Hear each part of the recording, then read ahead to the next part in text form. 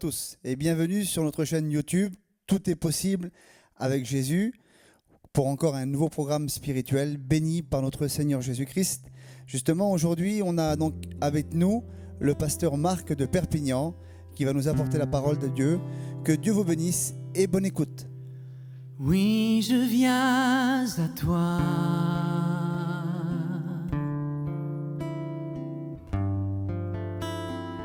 Aie pitié de moi.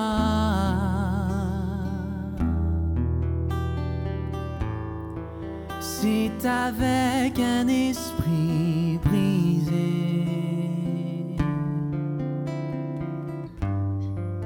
que je viens me prosterner.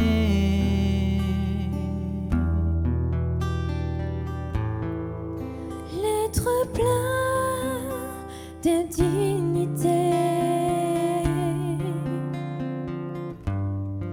je viens devant toi, mon roi.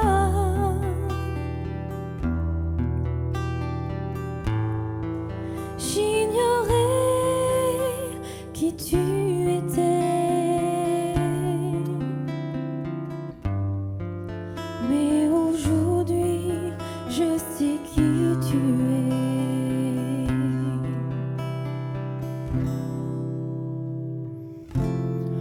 Le cœur plein de crainte, je viens devant toi.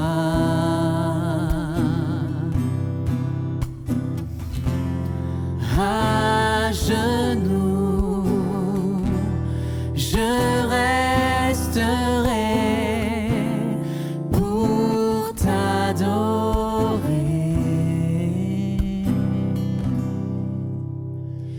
Oui, je viens à toi.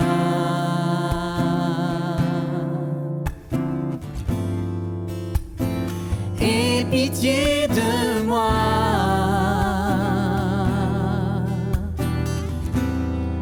C'est avec un esprit brisé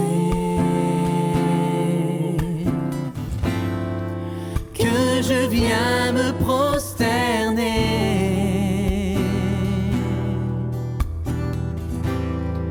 L'être plein d'indignité, oh,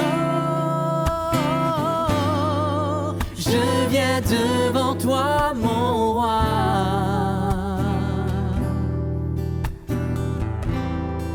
J'ignorais qui tu étais,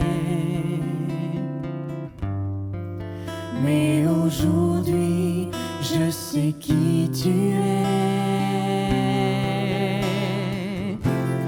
Le cœur plein de crainte, je viens devant toi.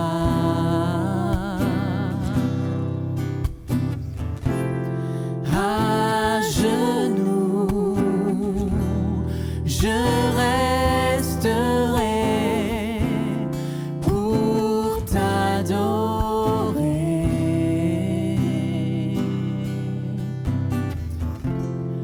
À genoux, je resterai pour t'adorer.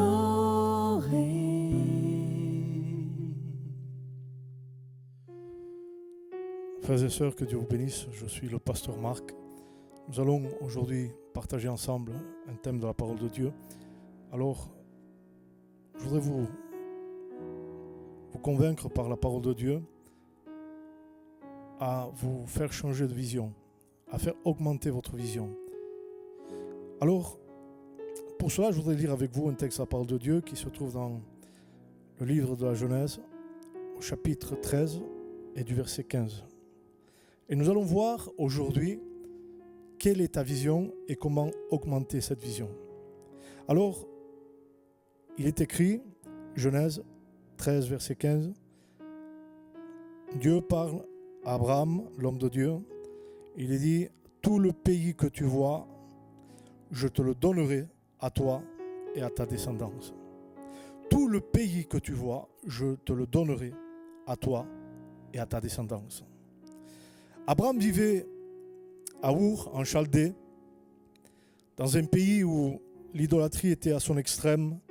Des dizaines et des dizaines, voire des centaines de faux dieux étaient présents en Chaldée. Il y avait dans ce pays vraiment une idolâtrie qui était vraiment un obstacle dans la vie d'Abraham. Mais la Bible déclare qu'un jour Dieu va appeler Abraham à quitter son pays. Parmi tous ces faux dieux, parmi toutes ces idoles, la Bible nous déclare que le seul vrai Dieu s'est révélé à Abraham. Le seul vrai Dieu, l'unique Dieu vivant, s'est révélé à cet homme Abraham. Je voudrais signaler par là qu'il est impossible que Dieu nous laisse dans l'ignorance. Il est impossible que Dieu nous laisse dans une fausse religion, dans une fausse pensée, dans une fausse conversion, dans un état d'idolâtrie. Bien, certaines personnes aujourd'hui se complaisent dans une religion, dans un état, dans un mode de vie. Mais la Bible nous déclare que le seul vrai Dieu a la capacité et la volonté de pouvoir se révéler à toi. Oui, peut-être tu attends d'une religion, tu attends d'un mouvement, tu attends peut-être d'un mode de vie que tu as appliqué, d'un concept de vie, à vivre une vie agréable à Dieu, mais cela est faux. Le seul vrai Dieu veut se révéler dans ta vie. Dieu ne peut pas permettre qu'un homme ou une femme puisse demeurer dans l'ignorance ou dans l'erreur. Et c'est pour cela que la Bible déclare dans l'Évangile selon Jean, au chapitre 16 et du verset 13, quand le Consolateur, l'Esprit de vérité viendra, il vous guidera dans toute la vérité. Dieu nous a donné le Saint-Esprit. Il nous a donné le Saint-Esprit pour qu'il nous conduise dans la vérité. Et je bénis Dieu parce que l'apôtre Paul lui-même a reçu l'évangile par révélation. La révélation de Dieu nous garantit la vérité, l'authenticité de la vraie parole de Dieu. Abraham vivait dans un pays idolâtre, mais Dieu ne l'a pas laissé dans la fausseté. Dieu est venu se révéler à lui.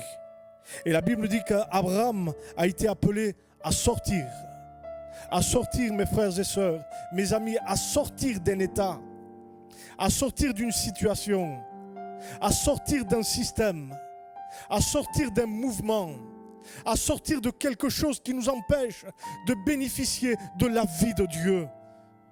Et Abraham a été appelé à sortir. Et ces paroles ont été dites à Abraham: tout ce que tu vois, toutes les terres que tu vois te seront données. Toutes les terres que tu vois te seront données. Cela implique un principe fondamental, une vérité incontournable. Ce qu'Abraham voyait, il le recevait.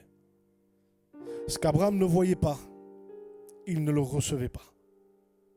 C'est-à-dire que plus Abraham marchait, plus Abraham s'éloignait de Chaldée, plus Abraham parcourait les lieux et les terres, plus sa vision se portait sur les terres qui étaient tout autour de lui, plus les promesses et les bénédictions de Dieu se faisaient abondantes dans la vie d'Abraham. N'est-il pas ainsi, mes frères et sœurs, pour chacun d'entre nous qui avons une vision, un concept de l'Évangile qui fait de nous que nous sommes des enfants, des hommes, des femmes bien clôturés dans un système religieux, sans aucune vision, sans des bénédictions, puisque la Bible nous parle qu'il y a des centaines et des milliers de promesses dans la Bible, et pourtant rien ne se passe lorsque nous prions, rien ne se passe lorsque nous invoquons Dieu, rien ne se passe lorsque nous appliquons des textes bibliques, parce que tout simplement nous sommes toujours en Chaldée. Et Dieu nous a appelés à sortir. Et Dieu veut de nous. Et il est important pour chacun d'entre nous, peu importe les années de baptême, peu importe les années de conversion, il est très important que notre vision augmente pendant notre marche. Je dois marcher. Je dois faire en sorte que ma vision se propage autour de moi pour que les promesses de Dieu soient abondantes. Je veux dire par là qu'il y a des gens, des personnes qu'ils ont un baptême, une place dans une église, une responsabilité, certes. Mais leur vision ne s'est jamais posée sur des terres que Dieu veut leur donner, sur nos foyers, sur nos enfants, sur notre famille, sur nos amis. Dieu veut que notre vision se pose, se fixe sur ce qui est primordial, sur ce qui est nécessaire. Dieu désire ardemment que ta vision ne soit pas une vision religieuse, une vision d'église, une vision fonctionnelle, c'est-à-dire d'accomplir un rôle dans l'église, puis je retourne chez moi et je suis le même. Dieu veut que ta vision se pose sur ton foyer. Quand ta vision se posera sur ton foyer, comment les aider? Comment les enseigner? Comment les amener à Dieu? Comment leur transmettre un témoignage spirituel? Comment imposer l'autorité de Dieu dans une maison, dans un foyer, au sein d'une famille? Cette vision que nous avons, nous, premièrement dans notre cœur, doit être posée aussi sur notre famille. Bien aujourd'hui, des foyers chrétiens sont certainement en discorde, stériles spirituellement, sans aucun bienfait, sans aucune prospérité. Les familles ne sont pas prospères parce que tout simplement, on vit aujourd'hui, actuellement, un niveau de religiosité incontournable, où on voit des foyers chrétiens baptisés, mais il n'y a pas la vie de Dieu. On voit des gens qui accomplissent une fonction dans l'église, mais il n'y a pas la vie de Dieu. Des gens servent, tu sers Dieu sans que ton foyer soit béni. Tu sers Dieu et tes enfants sont toujours dans le monde parce que tu n'as jamais posé ta vision sur eux. Tu n'as jamais posé d'intérêt sur eux. Tu n'as jamais porté d'intérêt sur eux. La Bible est claire et nette. Tant que ta vision ne se porte pas sur eux, tu ne pourras jamais les gagner. Tu ne pourras jamais les avoir. Si ta vision, ton concept est religieux, comme l'était Abraham en Chaldée, rien ne se passera. Mais la Bible t'appelle à sortir. Il t'appelle à sortir de Chaldée, sortir de ta religion pour t'approcher du Dieu vivant, du Dieu créateur, du Dieu tout-puissant, du Dieu de relation et non pas du Dieu de religion. Parce que la religion tue, mais la relation nous donne la vie. Ton foyer a besoin de relation avec Dieu. Ton foyer a besoin d'intimités avec Dieu. C'est pour cela, mon frère, ma soeur, je t'appelle à ce que ta vision augmente, que ta vision devienne plus forte, plus puissante et qu'elle porte son attention sur ce qui est vraiment essentiel dans ta vie. Ton foyer peut être béni, ton épouse, ton compagnon, tes enfants, tes amis, tous ceux qui sont autour de toi peuvent être contaminés par l'évangile, par la vie de Dieu, si simplement tes yeux se portent sur eux. Si ton intérêt fait en sorte que ta maison soit bénie, alors Dieu les bénira. Si tu accomplis les conditions nécessaires à la volonté de Dieu pour ta maison, Dieu bénira ta maison. Ne pas rester dans un système religieux, ne pas rester dans un système qui va freiner ta vie, tu ne pourras jamais être béni. Jamais. Tu pourras faire un semblant dans l'église, certes. Tu pourras jouer un rôle. Tu pourras avoir des années de baptême. Mais tu seras extrêmement religieux. Extrêmement religieux. La Bible nous déclare dans Actes, chapitre 17 et du verset 20. Paul s'adresse à une foule, des philosophes, des hommes intelligents, des concepteurs de pensée. Et Paul dira, je vois à tout égard que vous êtes extrêmement religieux.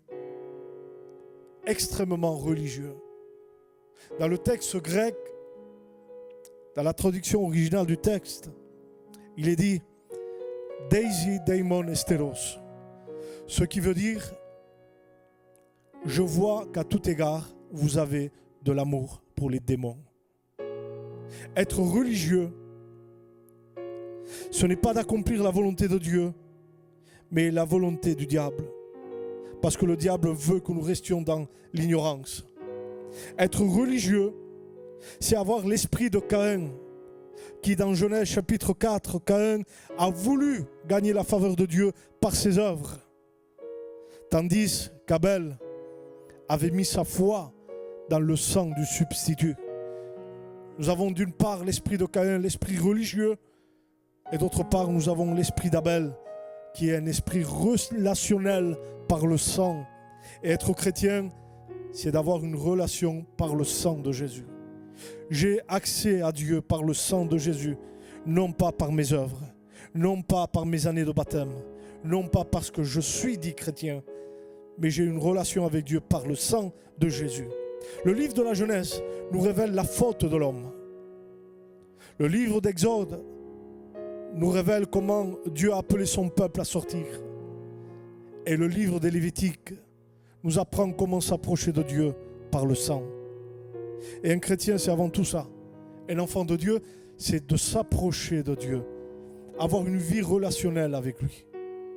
Et surtout, que ma vision soit sur les choses essentielles, les choses primordiales, les choses qui en valent la peine. Aujourd'hui, mes frères et sœurs, avec toute humilité, nous croyons, la majorité d'entre nous, que nous pouvons gagner les choses de Dieu avec nos œuvres, avec notre religion, mais cela est faux. Dieu nous appelle, non pas à être des bons chrétiens, mais à être des enfants de Dieu. Un bon chrétien ne fait pas peur au diable. Ce qui fait peur au diable, c'est un enfant de Dieu. Voilà pourquoi nous sommes appelés à être des flammes de feu, des conquérants de Dieu, des hommes, des femmes qui sont capables de marcher dans la direction que Dieu nous a dit. Des hommes et des femmes qui sont capables de contaminer l'évangile là où nous allons, capables de restaurer des foyers, capables de restaurer des familles brisées, capables de restaurer des cœurs brisés par l'évangile. Notre vision doit être conforme à la volonté de Dieu. Ce que je vois de Dieu, je le transmets à ceux qui sont autour de moi. Une vision épanouie dans Dieu, une vision qui est épanouie dans le Seigneur, une vision de l'esprit, une vision qui ne me limite pas, une vision qui me fait lever. Frères et sœurs, levons-nous. Levons-nous. La Bible nous raconte l'histoire d'une femme sunamite. Cette femme était allongée sur son lit et la Bible dit que le bien-aimé était en train de frapper à la porte. Savez-vous quelle a été la réponse de cette femme envers son bien-aimé? Le bien-aimé frappe à la porte et la femme dit: je ne peux pas me lever. Je ne peux pas me lever de peur de me salir. Et le bien-aimé est toujours à la porte. Elle est allongée dans l'église. Mais le bien-aimé est dehors, l'époux est dehors, en train de frapper. Elle est allongée dans sa religiosité. Elle est allongée par son baptême, par son titre de chrétienne. Elle est dans l'église mais sans l'époux.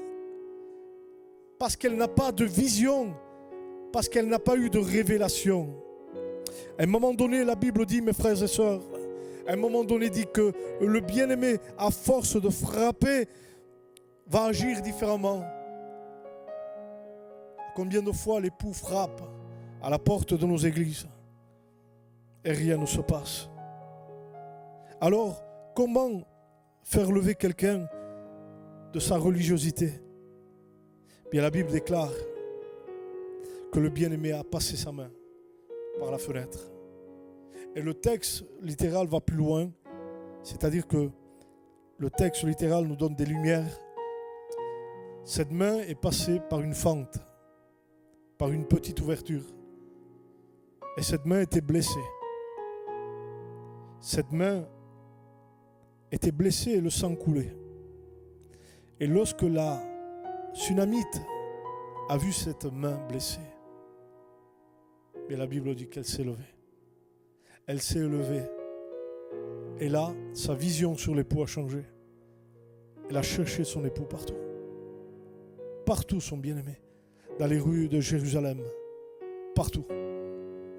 Parce qu'une main blessée, la révélation des souffrances du Christ peuvent nous faire lever de notre religiosité. Une main blessée, une main pleine d'amour.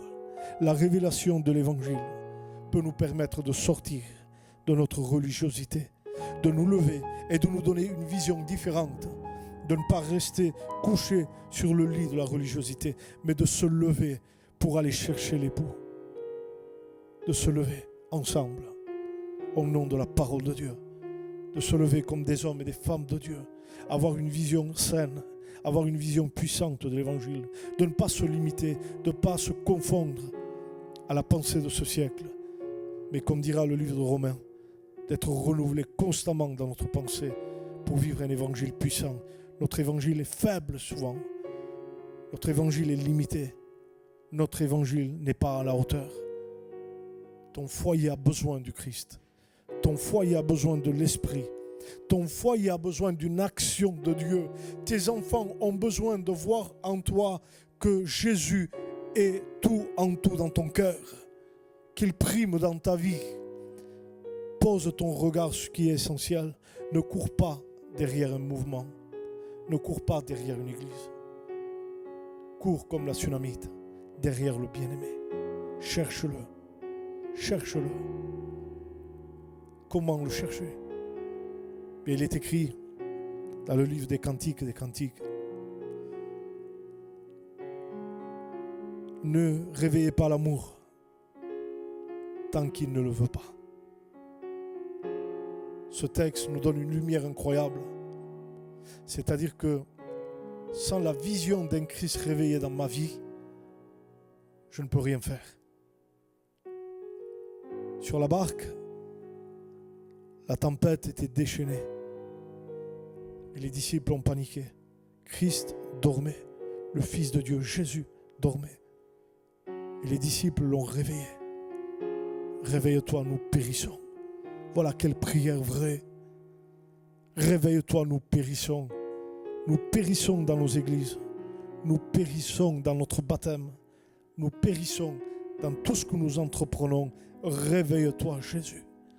Un Jésus réveillé vaut mieux qu'un Jésus endormi. Réveille le Christ dans ta vie. Bien, la Bible nous parle de Ruth. Boaz était endormi. Et la parole de Dieu nous déclare que Ruth, étant une femme noble, une femme de respect, s'est approchée de Boaz pour le réveiller. Elle n'a pas, mes amis, mes frères et sœurs, utilisé des gestes brusques pour le réveiller ou des gestes irrespectueux, mais la Bible dit qu'elle s'est approchée et elle a découvert ses pieds. Elle a découvert ses pieds. Et lorsque ses pieds ont été découverts, il s'est levé parce qu'il a eu froid. Nous savons tous que le froid passe aussi par les membres les plus bas que nous avons. Et Boaz a eu froid et il s'est réveillé. Le point sensible pour réveiller Boaz, c'était d'aller au pied de Boaz. Je voudrais te dire qu'il n'y a qu'un seul moyen de réveiller Jésus dans ta vie. Viens au pied de Jésus. Viens au pied de Jésus et tu vas le réveiller. Viens au pied du Christ et tu vas le réveiller. Viens avec un cœur vrai, un cœur sincère, un cœur humilié et dis: Seigneur, j'ai besoin que ma vision augmente. J'ai besoin que ma vision se pose sur les choses essentielles. Vends tout ce que tu as de spirituel et qui t'empêche d'avancer et reçois un trésor qui vient du ciel. Mes amis, mes frères et sœurs, c'était ce que j'avais à cœur de partager avec vous. J'espère que cette pensée va travailler votre cœur par l'influence du Saint-Esprit, que le Saint-Esprit va vous rappeler chaque mot qui a été dit et que votre vision va s'élever au plus haut degré, au point que le Christ va s'élever dans votre vie et que vous allez être des conquérants de Dieu. Que le Seigneur vous bénisse et je vous dis à très bientôt.